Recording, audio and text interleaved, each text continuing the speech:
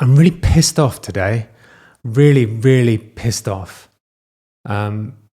Because I think it's so unjustified that people do this online. People jump to conclusions. And I had a few comments after one of Laura's videos.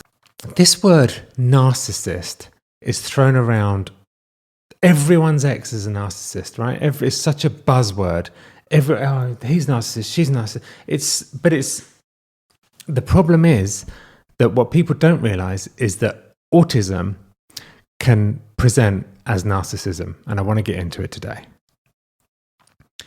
I mean, people just throw around insults online without even thinking about the person on the other end sometimes. And I'm on the spectrum, and I feel like I've seen this. I've seen other people's making content about this, and I've just literally lived it for the past week of people. I got some hate and backlash from a video. I don't know exactly what was said. People were like, "You're a narcissist." I mean, there's a whole intense thread. Laura made a video and I put a heart on it because I liked it. And oh my God. You should see the comment section. It's insane. And people are really having a go at me. Like, how dare you do this? How dare you leave a comment? You're a narcissist. We know. But here's the thing. People on the spectrum are very, very often tagged super unfairly with that buzzword narcissist. And it's super unfair because while we may not present like we feel emotion and empathy, very often an autistic person will feel more empathy and more emotion than your average person. And that's just a fact. They've done studies about it. But we do come across, like I have trouble in social situations. That's why I like speaking online to you guys. I struggle in real life. I'm awkward socially. Some people would say I'm awkward on here too. But, I'm socially awkward. I find small talk and talking to people really hard. But it's not like I don't have empathy and I'm some psychopath. I just really struggle way more than your average person does, way more than a neurotypical person does. And I've seen kids on TikTok making videos. I follow a lot of autistic creators, and it really makes me mad that they deal with this narcissist tag. It's so unfair. So next time you're going to call someone a narcissist, maybe just step back for 1 minute and maybe just think, have I really thought this through? Or is this a knee-jerk reaction to me thinking I know someone? Maybe just take a step back and go, hold on. That's a heavy thing to call someone. That's a very, very heavy thing to call someone. And if it's not the case, it's super insulting. And it's just wrong to label someone such a serious thing. And I feel like it's thrown around like crazy. But with autistic people especially, it's not fair because in life, some of us do present like we have narcissism, I guess. I do, definitely, in real life. I can come across as aloof and, not engaged or struggling to engage. And sometimes I have a little bit of trouble with eye contact. But that's autism. That's not narcissism. And it just made me so angry that I was getting that label thrown around.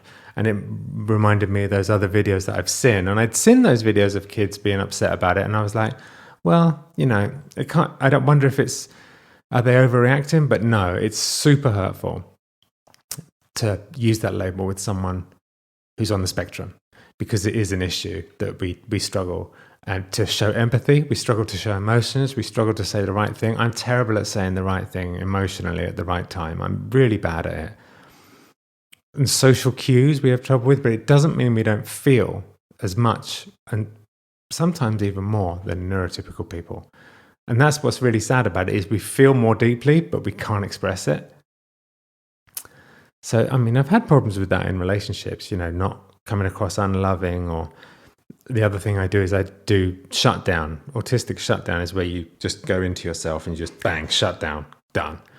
And that sometimes is confused as stonewalling or the silent treatment, which is abusive.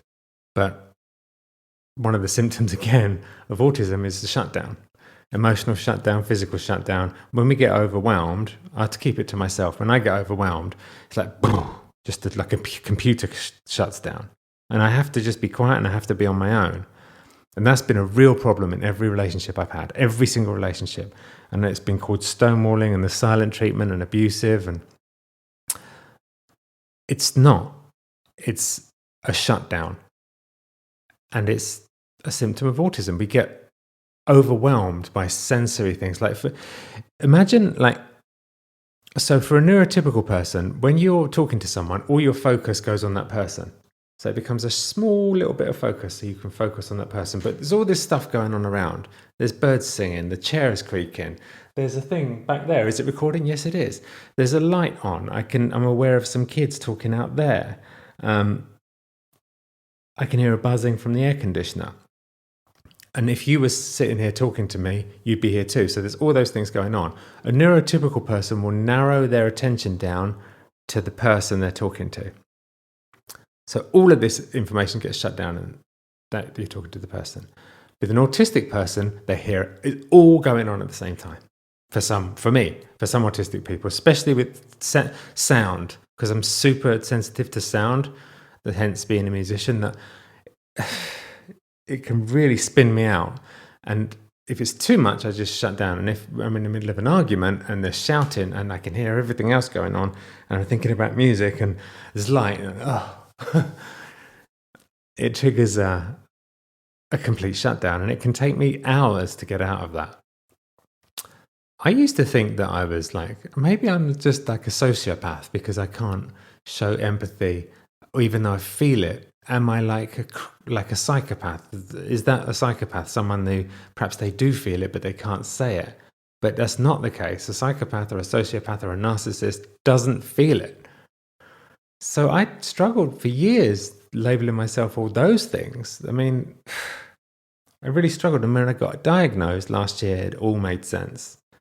That was one of the great things about being diagnosed. And I get a lot of messages from people, how is life different since you've been diagnosed? And that is recording, but I've also got to turn that little thing off. And that was a really good thing of being diagnosed, is that I realized that being awkward socially in real life, not showing emotion even though you feel it, not showing empathy even though you feel it, autistic shutdown, all those things are symptoms of autism. So I didn't feel alone. I didn't feel like a weirdo. I didn't feel like I was, a mass murderer. It's just that those symptoms present as, it's crazy. I mean, I thought that, I thought terrible things about myself because I just couldn't understand why I couldn't express what I was feeling, even though I was feeling it. And what I realized is that people who have that antisocial behavior, narcissist, psychopath, sociopath, they don't feel it. Phew. So it's interesting. But I researched that it's quite a sad thing because there's no cure. If you were born like that, imagine being born as a sociopath or a narcissist. There's no cure and the world hates you. I mean, I'm not saying I have sympathy, but I mean, if they haven't done anything wrong, maybe I do have sympathy. I mean, it must be a struggle. It must be a struggle. But then do you realize it's a struggle if you don't feel emotions? It's weird. I've been down this road a lot because I used to wonder. And I did end up feeling sorry for people that have it if they haven't committed any crimes, because they're universally hated and there's no cure. So what are you supposed to do with that? It's just interesting. What do you think? Let me know in the comments. What's your opinion about people who are born with psychopathy or sociopaths? Because they say that they live amongst us. I know one for sure. I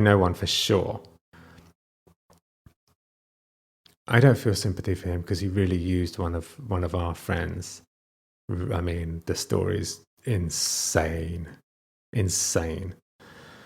the funny thing is, when I first met him, I knew, everyone liked him. Everyone thought he was great. And the minute I knew him, the minute I met him, I was like, there's something off. There's something off with this guy. He was trying to be super charming to me, trying to connect on every single level. And I was just getting the ick, as they call it, as the kids say. I was just, and he turned out to be an actual sociopath, I believe, because I can't really tell the story.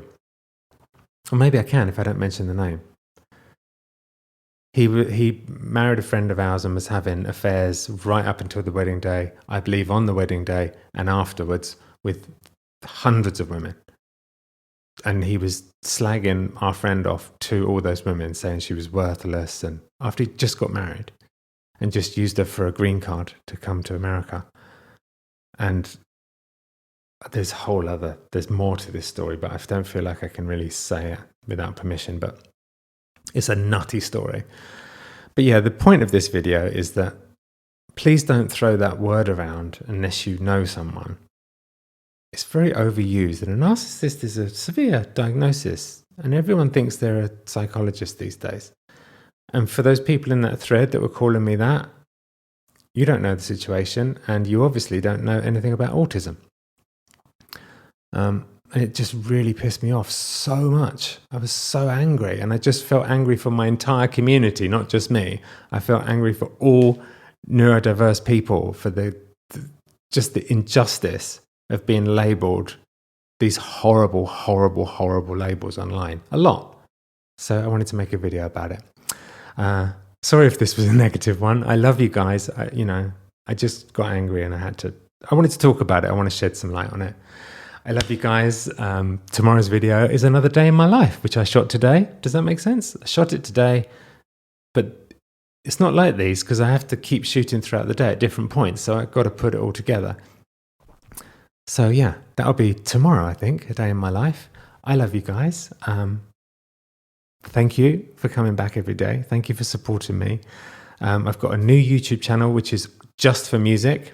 It's called Stephen Hilton Calm. It'll be in the description. Go and give that some love if you like my music. Patreon to get an exclusive video and an exclusive piece of music every single week without fail. Yeah. I'm calmer now. I've spoken to you about it. That always happens. Let's speak next week. No, let's speak tomorrow. What am I talking? Let's speak tomorrow. I love you guys.